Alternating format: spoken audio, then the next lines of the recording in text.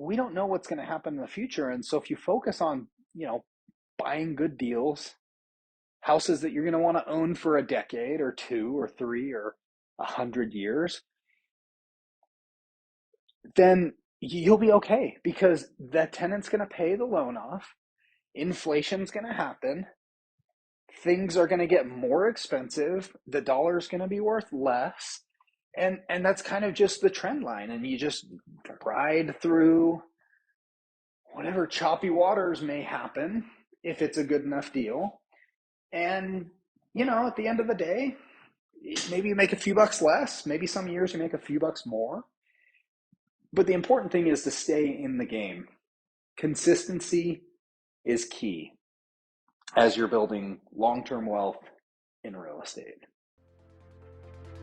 Welcome to another episode of The Financially Free Investor, where you will learn information and strategies on how to become financially independent by investing in real estate, something that is not taught openly in our society today. Financial freedom matters so you can live a bigger life, retire early, and do what matters most to you. Get ready to hear tried and true methods to becoming financially free with your host, Jordy Clark.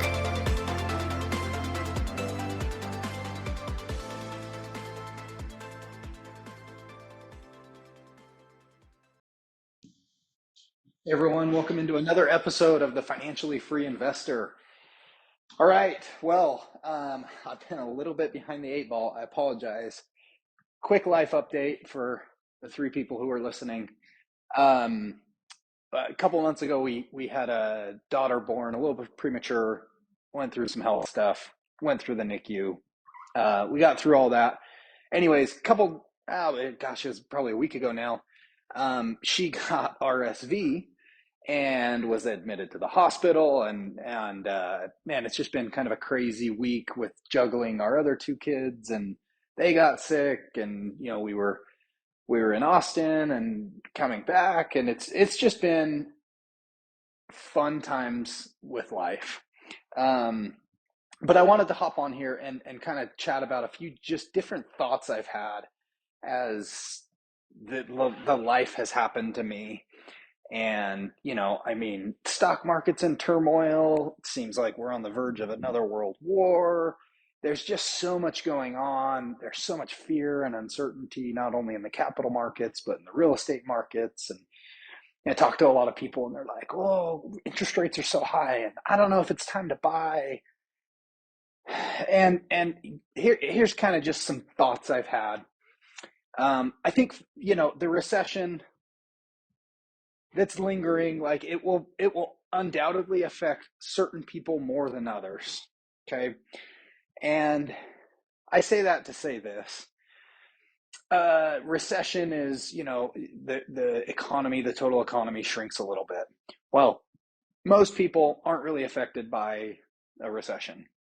Most people, if you have a W-2, if you have a stable business, whatever that may be, you just kind of keep going along. And yeah, it's just, it affects people who lose their jobs. It affects people who, are in industries that are being directly impacted. Like real estate right now is absolutely being impacted by the rise of interest rates. 12 months ago, you could go and get an interest rate at 3.5%, 4%. And now today, owner occupied, you're like 6.5%. Investment property, you're like 7%. And that doubles your interest rate. So on a $100,000 loan, you think about it, that's another $4,000 a year in interest. Or if you think about it on a little bit bigger scale, on $1 million loan, that's another $40,000 a month in interest that you're paying. Or a year, I apologize, $40,000 a year, 4% interest increase. So, 3 to 7, which is roughly $3,000 a month. So for a lot of people, that affects affordability. And I'd say 70% of homes are not purchased in cash. 70% of homes are purchased on a 30-year fixed rate mortgage. Or at least it has been that way for the last 7 or 8 years. So with that being said, real estate prices are absolutely coming down. And I've heard a lot of people, I apologize, I'm just kind of building context here just to get my thoughts out. And, I've heard a lot of people say, well, I'm just, the market's going to crash and I'm just going to wait it out. And, I've got a few partners in a few different deals, and some of them have said, well, what do we do? And, I don't really know what the future holds. But here's what I have seen over the last 9 years as not only a real estate broker, agent, investor. In 2015, I know people who sold their whole portfolios thinking we were at the top of the market, and 2008 was going to happen again.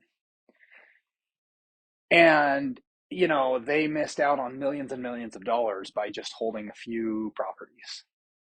So, yes, prices are coming down. The problem is, you and I, as normal, average human beings, we don't know when the bottom is. We don't know when the top is. We don't know if this is just going to be a minor little blip. Interest rates came down this week, almost by 1%, which was phenomenal. Certainly, I think, boosted a lot of people's confidence and made things possible for people. And, we kind of saw an uptick in houses going under contract. And I don't know where real estate prices are headed. I don't know if we're going to see 20% decline, 50% decline, 5% decline. But here's what I do know. If you buy a deal today, you can buy a deal today. You buy call it a 4-bedroom house that rents for $2,000 a month, and your payment's $1,500 a month. And, let's say you make a couple $100 in cash flow, but the tenants are paying the loan down. Well, it doesn't really matter, because that tenant paying the loan down is something that doesn't happen in other investments. And, I would say just keep buying, because back in 2015, when I saw people, and I bought into this too, where there were some major industry leaders in real estate saying, get ready for a shifting market. The market's going to shift. It's going to crash. Prices are coming down. And, it never did. It slowly got, more and more into a seller's market. And we're certainly not going to see, I don't think, for a decade, the market like we saw last year, where you'd list something on the market and you'd get 15 offers, 5 of them were all cash, $100,000 over list, waiving all contingencies. We're not going to see that again. That's gone. To that point, we don't know what's going to happen in the future. And so if you focus on, buying good deals, houses that you're going to want to own for a decade or 2 or 3 or 100 years, then you'll be okay, because the tenant's going to pay the loan off. Inflation's going to happen. Things are going to get more expensive. The dollar's going to be worth less. And that's kind of just the trend line. And you just ride through whatever choppy waters may happen if it's a good enough deal. And, at the end of the day, maybe you make a few bucks less. Maybe some years you make a few bucks more. But the important thing is to stay in the game. Consistency is key as you're building long-term wealth in real estate. Hey everyone, just a quick minute. This episode is brought to you by our show sponsor, EVA Solutions. EVA Solutions is a virtual staffing company that provides a hassle-free experience when it comes to finding the right virtual assistant. From sourcing, interviewing, qualifying, onboarding, to monitoring your VA, they have it all covered. They understand that your business is unique, and so are your virtual assistant needs. That's why they offer high-quality virtual assistants that are customized to fit your specific requirements and needs.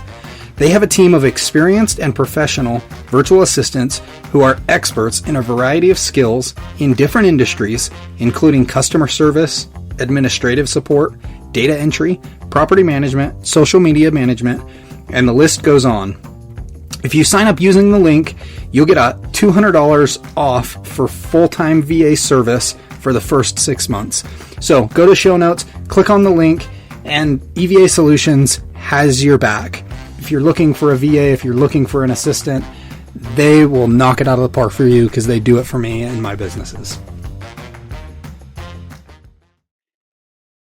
Not to mention the tax benefits. So, I mean, just kind of thinking through all of this and, just the consistency. If you sit down and you go, hey, we want to buy one house next year. And you say, hey, I want to buy one house a year for 10 years. And then just go and find the absolute best deal you can at a time. And that doesn't mean paying list price. That could mean lowballing people. And maybe you have to lowball 20 people to get a seller that has a ton of equity and they're super motivated. And you can buy it. Let's say it's a $300,000 house that you can buy for $180,000. Well, guess what, folks? Those offers are happening right now. And while the large majority of them don't go through, well, some of them will. And eventually you'll put something under contract. And if prices go down by 20% on that $300,000 house and it's only worth $240,000, well, what does it matter because you paid $180,000? And so the proportion of low offers that you make as an investor, especially in times like this, I remember back in 2014 and I'd have clients that would make 15 different low offers and they'd get 14 rejections, but they'd get one acceptance. They'd find one motivated seller that was like, you know what? I really just need to sell this by the end of the year. And you can offer that solution and it makes sense for you and it's a win-win. And, in 15 years, you're probably not going to be disappointed that you bought that house versus a different one. So it's all about consistency, in my opinion. It's all about just continuing to be in the game because we truly don't know what the future is going to hold. And, we like to have confidence that everything's rosy and it's easy when everyone's making money. And, I saw so many people jumping into Airbnbs and short-term rentals. And, I've said this before on the podcast that while that can make sense for some people, I think for the vast majority of people, it's kind of the cool, the sexy thing that everyone's doing, kind of like Bitcoin. Like, I'm not against cryptocurrencies. I'm not that educated on them, but it's just interesting to see how the economy contracts and all of a sudden, instead of Bitcoin trading for 64,000 a coin, it's at like 14,000. Well, there are a lot of people that bet the farm and bought Bitcoin when they had no business buying Bitcoin. And same thing with like Airbnbs and other real estate is people kind of got caught up in this just euphoria of real estate can never go down. And, it definitely moves slower than a lot of other investment vehicles. But, I'd probably wager without looking at any data right now that prices along the Wasatch Front in Salt Lake County, Utah County in Utah, they're probably down 12 to 15% year over year, meaning like July to July, right? Or September to September. It'll be interesting to see when stats start coming out, but more deals are happening. Financing is getting creative. More seller financing deals are happening. And you can still find good deals, solve a seller's problem. And in 15 years, if you can ride out this storm, you're probably not going to be upset about owning more real estate versus less. And as prices continue to fall, again, eventually we'll hit a bottom and come back up. And, it's going to be an interesting ride, but there's opportunities there. There's going to be a lot of distress in the market. Overall, I think most people have a fixed rate mortgage interest rate that's super low, and they're not going to be forced to sell anything. But there's going to be a lot of people that are forced to sell at a time when consumer confidence is low, not a lot of buyers are buying, and they might have to sell for a deep, deep discount to get rid of a problem property. an inherited property. Tenants trashed it because they didn't know what they were doing as landlords. And there's a ton of different scenarios. So just keep investing, stick with the plan, even when it's super scary. And again, I don't like speculative. I like, buy a property with a fixed rate mortgage. And if rates drop, you can refinance. Put a tenant in there that they need to pay the rent to continue to live, because we all need shelter. I was on a backcountry elk hunt in Montana a couple weeks ago with one of my really good friends. And after a 2.5 mile pack in, we had everything loaded on our backpacks. The first thing we did is we made shelter. We made something that could keep us safe from the elements, could keep us dry, could keep us somewhat warm. And for thousands and thousands and thousands of years, shelter has been one of the top 4 needs of us as humans. And that doesn't mean buying a house on the beach to go and rent on VRBO or Airbnb. While I think that's great, especially if you can focus in on that niche and you get really, really good at it, I think for most people, just buying a plain, boring rental property where, rent is $1,500 a month, most people can afford it, even if gas prices double, they'll still pay their rent. It's not like a vacation where, man, I was talking to another good friend of mine, and we were like, dude, I'm glad you sold this property, because it happened to be a vacation property. And because the first thing that people do when they start feeling tight with money, or if they get laid off, well, guess what? If someone gets laid off or they're tight with money, they're not going to go on a vacation. And if they do go on a vacation, it's not going to be some faraway, extravagant vacation.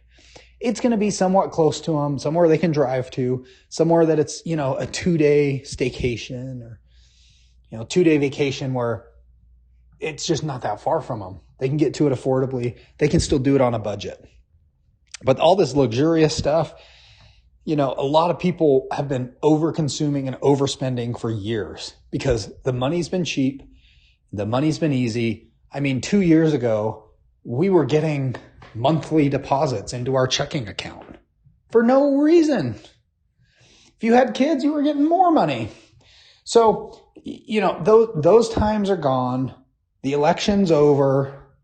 Both sides don't have to buy votes for another 18 months.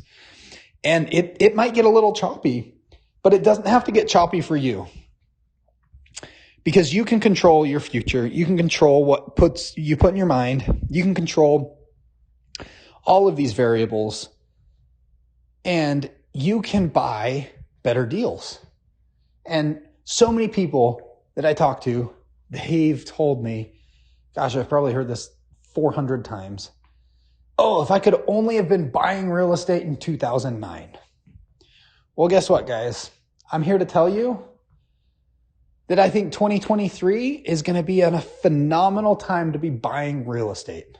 And I am going to figure out how to buy and accumulate as much real estate as possible next year. And in my mind, it's November 14th, 15th, whatever. I'm already in 2023. We are finalizing our plans for 2023. We are finalizing our travel plans, everything we're going to do. And guess what?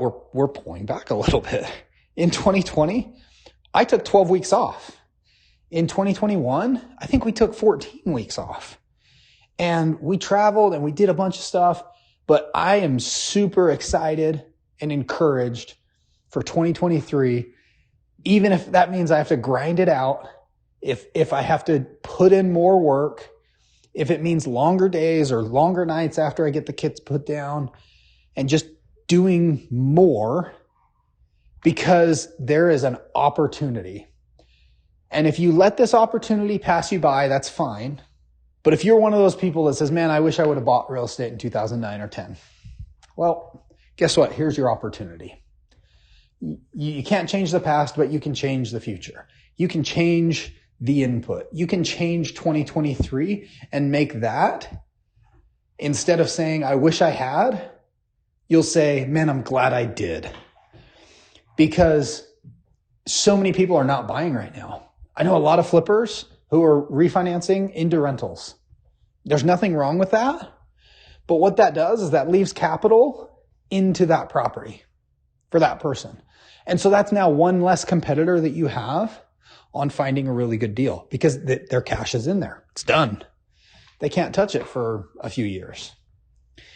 And that equals opportunity. So with that being said, I don't know if 2023 is the next 2009. Certainly feels like it, but there's opportunity out there. So continue to invest, continue to watch your finances, continue to make sure what you're putting in your mind is good. It pushes you forward, and work towards financial freedom so that you can go and do what you really want to do. And you have the stability that if you get laid off, you'll be okay. So with that being said, guys, I'm signing off. Thanks for listening to this.